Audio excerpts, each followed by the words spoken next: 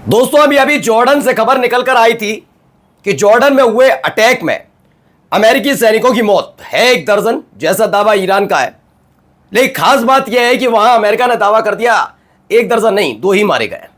American सैनिक 2 मारे गए, लेकिन अब इनकी तादाद बढ़ी है। एक और जगह स्ट्राइक और वहां पर भी अमेरिकी सैनिकों की लाशें बिछ गई। खबर कहां से निकल कर आई है वो दिखाऊंगा। और ये खबर जॉर्डन से नहीं है, एक और अमेरिकी बेस पर अटैक करके ईरान ने अमेरिका को दहला दिया है। इसके साथ साथ खबर निकल कर आई सीरिया से भी, वहां पर भी एक जबरदस्त अटैक किया। एक ही वक्त में 2 अलग अलग देशों में अमेरिका की तरफ से किए गए अटैक में न केवल साजो सामान बल्कि अमेरिकी सैनिकों की मौत की खबर आई है। यानी कि अब ईरान सीधे टारगेट कर रहा है, यानी अब अमेरिकन सैनिकों पर कहर बरप रहा है। अब तक उसके साजो सामान पर, रडार पर, पैट्रियट सिस्टम पर, हाइमर्स रॉकेट सिस्टम पर, इन तमाम चीजों पर हो रहा था। Fighter jet, Black Hawk helicopter, drone, लेकिन अब इनके सैनिक मार गिराए जा रहे हैं। खबर जॉर्डन से भी निकली और जॉर्डन पर जो अटैक हुआ है उसका असर इजराइल तक कैसे पहुंचा है। ईरान का हमला था जॉर्डन पर और इजराइल तक मिसाइल पहुंच गई।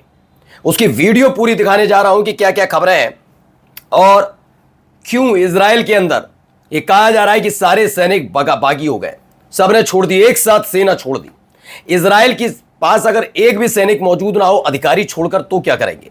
क्योंकि इसका ऐलान किया गया है कि हाँ भाई अब हम और युद्ध नहीं लड़ सकते। और लगातार जिस तरह से अमेरिकन सैनिकों की लाशें बिछ रही हैं उसे देखकर बौखलाया हुआ ट्रंप अब गिड़गिड़ाने लगा है। ईरान के सामने नहीं, अपने सहयोगी देशों के सामने, उन नेटो सदस्य देशों के सामने जिन्हें अभी 1 महीने पहले आंखें दिखाई थी कोई जरूरत नहीं तुम्हारी, आज हाथ पैर जोड़ने पर मजबूर है। नमस्कार, मैं हूं प्राज्वल गौतम और आप देख रहे हैं the live TV. The live TV, सच सबसे आगे। सबसे पहले बड़ी खबर जरा ये देखिए, US killed soldier killed in Iraq.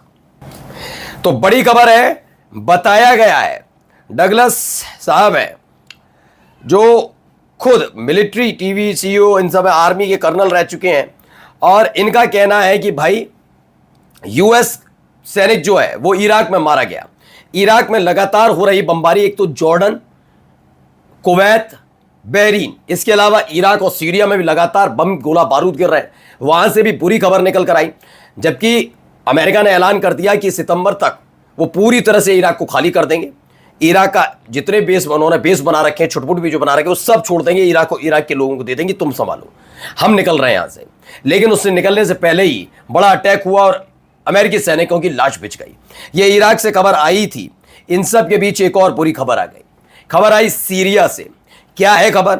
IRGC kill more US forces in Syria. इसमें बताया गया है, IRGC का स्टेटमेंट है अमेरिका के आर्मी पर हमले को लेकर। और हमला सिर्फ इतना पर नहीं, बल्कि यह तक कह दिया गया कि ये जो हमला हुआ इसकी वजह से इसका ये इंतकाम है। सीरिया के अल तनफ में, अंग्रेजी में हिंदी में कर रहा हूं, अटैक ऑन यूएस आर्मी। क्या कहा गया है? सीरिया के अल तनफ में अमेरिकी सेना के स्पेशल ऑपरेशन कमांड सेंटर पर हुए हमले में बड़ी संख्या में अमेरिकी सैनिक मारे गए और एक रडार सिस्टम और कई हेलीकॉप्टर नष्ट हो गए। यह सीरिया में किया गया हमला। फिर बता रहा हूं, जॉर्डन के बाद इराक और सीरिया से बुरी खबर आई है। IRGC ने इस हमले को पंबूर ईरान शहर में मारे गए सैनिकों का बदला बताया, यानी कि ईरान का यह इंतकाम है। अब तक ईरान के इंफ्रास्ट्रक्चर्स पर, ब्रिज पर अटैक हो रहे थे और इन सब के बीच अभी तक ईरान की सेना के सैनिक जो उनके मरने की खबर नहीं थी, उनकी शहादत की खबर नहीं थी। अब खबर निकल कर आई, उसके फौरन बाद ही ईरान ने पहले जॉर्डन में अटैक किया। अब भी बता दूंगा 2 सैनिक नहीं मारे गए, 1 दर्जन से ज्यादा है। दूसरा इराक से खबर आ गई और अब सीरिया से आ गई। वहां पर भी कई अमेरिकन सैनिकों की मौत की खबर है। खबर तो निकली है जॉर्डन से भी और इजराइल से भी। जरा वीडियो देखिए, यह हमले का वीडियो है, धुआं उठता हुआ नजर आ रहा होगा। जी हाँ, ये एक वीडियो बताई गई है जिसमें बताया गया है कि भैया ये जॉर्डन से निकली हुई वीडियो। दूसरी वीडियो देखिए जरा। तो ये दोनों वीडियोस हैं, उसको लेकर जो दावा यह है कि ईरान ने अभी जॉर्डन के अकाबा में किंग हुसैन एयरपोर्ट पर 4 मिसाइल अदा की। अब जॉर्डन का एयरपोर्ट भी इसकी जद में आ गया है। अब तक आपने जॉर्डन में भी देखा होगा, बेस पर अटैक था। वजह यह है कि जॉर्डन को लेकर जब अटैक हुआ अमेरिकन बेस पर, जिसमें अमेरिका के मुताबिक 2 सैनिक मारे गए, उसके बाद IRGC ने एक बयान जारी किया था उस बयान को अगर सुन लेंगे और पढ़ लेंगे तो पढ़ाया था मैंने, उसमें ये लिखा है कि बहुत बहुत शुक्रिया, जॉर्डन की जनता के लिए धन्यवाद दिया आईआरजीसी ने, और जॉर्डन की सेना को धन्यवाद दिया। आप सोचिए, जॉर्डन की सेना को धन्यवाद दिया। उन्होंने कहा कि आप लोगों ने हमें सटीक जानकारी दी, यानी कि जॉर्डन की सेना बागी हो चुकी है अमेरिका के साथ नहीं, मैं नहीं कह रहा अपने देश के खिलाफ है, जॉर्डन की सेना अमेरिका को पसंद नहीं कर रही, वहां की जनता। उन्होंने सटीक जानकारी अमेरिकन बेस के बारे में ईरान तक पहुंचाई, ऐसा आईआरजीसी का दावा है। उन्होंने शुक्रिया अदा तो करते हुए कहा कि आप लोगों की तरफ से जो जानकारी हमें मिली थी उसकी वजह से हमने सटीक निशाना साधा और अमेरिका का बेस उड़ा दिया। अब यहां पर क्या है, एयरपोर्ट पर अटैक हो रहा है। किंग हुसैन एयरपोर्ट पर 4 मिसाइलें दागी, मिसाइल के मलबे एयरपोर्ट पर गिरे, कुछ मलबा इसराइल के इलाक में भी गिरा। हिब्रू मीडिया के मुताबिक यह हमला इसराइल के लिए एक चेतावनी थी, ईरान जल्द ही वहां हमला करने वाला है, ऐसी खबर भी निकलकर सामने आई है।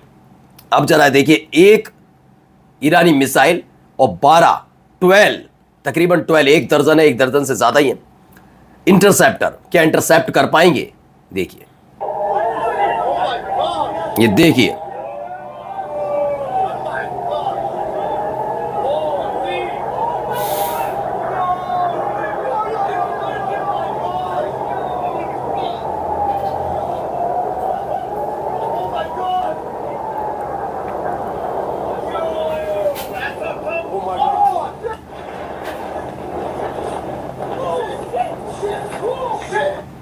तो कुछ इस तरह के हालात है। सोचिए, 12 मिसाइल है, इजरायली इंटरसेप्टर एक मिसाइल को रोकने के लिए निकलते हैं, खबर आती है कि उन्हें इंटरसेप्ट नहीं कर पाते, ईरान की मिसाइल सीधे अपने टारगेट पर हिट करती है।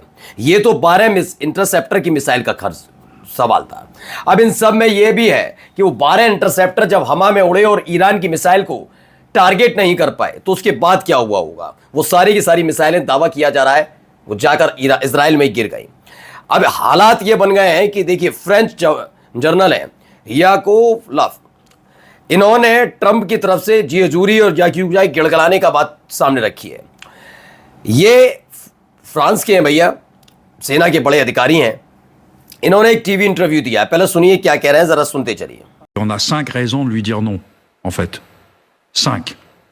Alors, La première, c'est que il n'a pas compris s'il veut faire une opération de l'OTAN, que l'OTAN prend le commandement. Alors, il y aura un général américain. ouais. मैं बताता हूं क्या कह रहे हैं। दरअसल फ्रेंच जर्नल ने बताया कि तो चारों तरफ से गिर गया। फ्रांसीसी जर्नल याकोव लेफ ने कहा कि अमेरिका हमसे मदद मांगता है और चाहता है कि हम उनकी नाकामियों को का बोझ बांटें। एक के बाद एक अमेरिकन सैनिकों की मौत के बाद ट्रंप जो है वो टूट चुके हैं, वो परेशान है। और इसलिए नहीं है कि अमेरिकन सैनिकों की चिंता है, इसलिए परेशान है कि उनकी केवल गद्दी का सवाल नहीं रह गया है। दरअसल ट्रंप केवल राष्ट्रपति नहीं बल्कि एक बिजनेसमैन भी है, और गुस्सा लोगों में इस कदर है कि उसका खामियाजा उनके दामाद को, उनके बिजनेस को आने वाले वक्त में उठाना पड़ सकता है। ऐसे में जिस नेटो सदस्यों को वो डांट रहे थे, डपट रहे थे, लताड़ रहे थे, बदतमीजियां कर रहे थे, ये बदतमीजी की जा रही थी, है ना। फ्रांस के राष्ट्रपति के बारे में क्या बोला था इन्होंने, पत्नी को लेकर उनकी। ये वो व्यक्ति है ट्रंप। अब क्या गिड़गिड़ा रहा है वो ये आदमी उसी देश के सामने। उन्होंने कहा कि अगर आज ट्रंप के साथ, फ्रांस के जनरल कह रहा है कि अगर वो गिड़गिड़ा जो रहा है और उनकी बात मान ली जाए तो आज ट्रंप के साथ गठबंधन में शामिल होना ऐसा है जैसे टाइटैनिक के हिमखंड से टकराने के ठीक बाद वाली शाम को उस पर डिनर और डांस के लिए टिकट खरीदना। ये सारी बातें अब कही जा रही है। हर कोई दूरी बना रहा है अमेरिका से, और दूसरी तरफ इजराइल में लड़ने के लिए सैनिक नहीं। Bazı sıkıntıları var kendi içlerinde. Mesela Genelkurmay Başkanı'nın Eyal Zamir'in sözleri çok çarpıcı. Diyor ki ordumuz çöküşe gidiyor. Yedek askerler bile elimizde artık tükenmiş durumda diyor.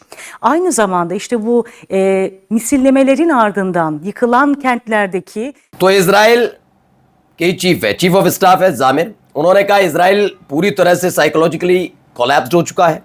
जो सिविलियंस हैं वो देश छोड़कर भाग रहे हैं, नागरिक सोल्जर्स जो है, सेना जो है, सैनिक जो है वो अपनी देश की सेना को छोड़ रहे हैं। चीफ ऑफ स्टाफ जमीर ने कहा आर्मी पूरी तरह से कोलैप्स हो चुकी है उनकी, इजराइल की, और कोई भी सैनिक नहीं बचा है। एक एक करके दनादन इस्तीफे कर गिर रहा है। वहीं यूके एमटीओ की वार्निंग आई, 19 जुलाई को एक अटैक की खबर है। अटैक की कहा जा रहा है सस्पिशियस है एक्टिविटी। ये सब जो हुआ वो हुआ है। UK MTO has receive a report of an incident 8 nautical mile Oman के, है ना। इसमें बताया गया है कि आईआरजीसी ने दावा किया कि हॉर्मूज के दक्षिणी यानी ओमानी मार्ग से गुजरने की कोशिश कर रहे 2 तेल टैंकर्स में रात के दौरान विस्फोट हो गया। आईआरजीसी के मुताबिक दोनों टैंकर उस दक्षिणी समुद्री मार्ग से गुजर रहे थे जिसे आईआरजीसी ने खतरनाक और एक्सीडेंट प्रोन बताया है, फिर भी वहां से गुजर रहे थे। आईआरजीसी ने दावा किया कि इसी दौरान दोनों तेल टैंकर्स में विस्फोट हुआ। फिलहाल विस्फोट के कारण जहाजों की पहचान, संभावित नुकसान या हताहतों के बारे में कोई आधिकारिक जानकारी नहीं दी गई है। यानी ईरान का कहना है उसने हमला नहीं किया है, लेकिन उसको पता है कि ये इलाका कितना खतरनाक है, इसीलिए वो बार बार जारी कर रहा था अपनी तरफ से गाइडलाइंस, लेकिन कोई सुनने के लिए तैयार नहीं। और जाते जाते embassy of India Tehran advisory जारी की गई। कहा गया है ईरान ना जाए, ईरान में है तो निकल जाए, ईरान में रहना हो तो अत्यंत सावधानी बरतें। तेहरान स्थित भारतीय दूतावास की ताजा एडवाइजरी जारी की गई, यानी कुछ बड़ा होने जा रहा है। नमस्कार।